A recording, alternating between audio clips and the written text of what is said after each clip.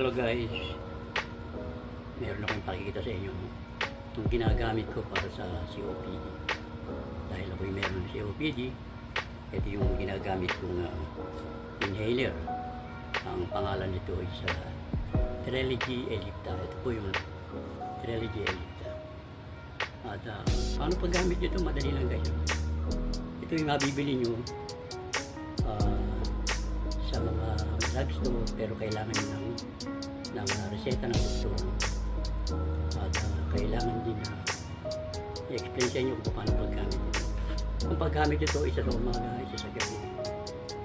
At pagkatapos, ang ano ninyong gagawin, meron din itong indicator dito.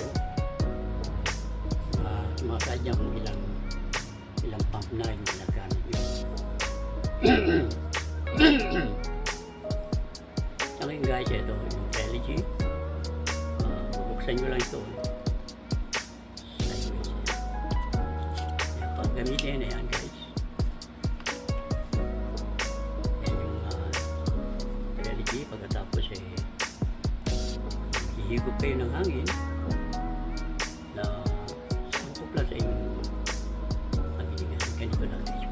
Ito sa inyo paano ang was ng paggamit. Inhale muna kayo. Inhale, exhale na malayo sa Trelegy.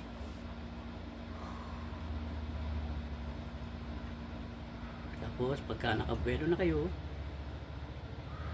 tsaka nyo higupin itong Trelegy.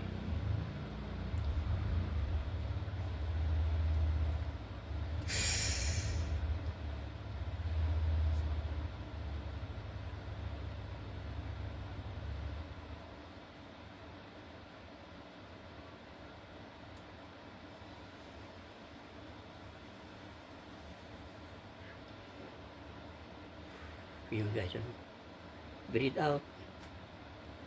After 8 seconds, mag-breathe out kayo dahan-dahan, like a whistling form. Ayan.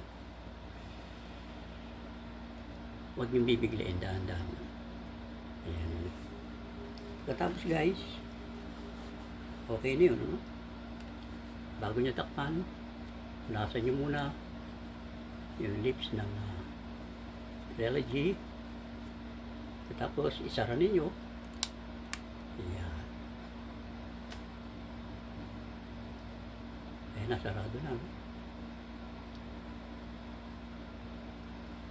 Tapos importante, magmumumog kayo guys.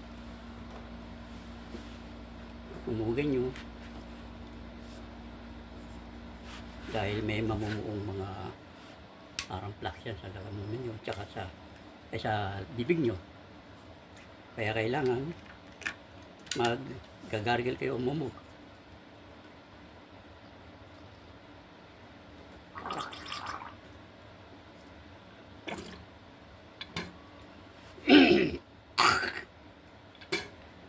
Meron akong turaan dito.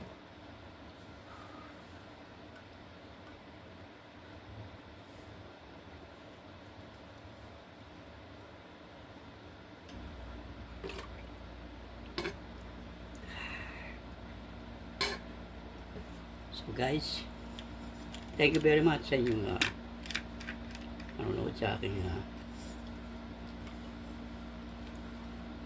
maikling video tungkol dito sa Trelegy. Ayan na guys, tapos na.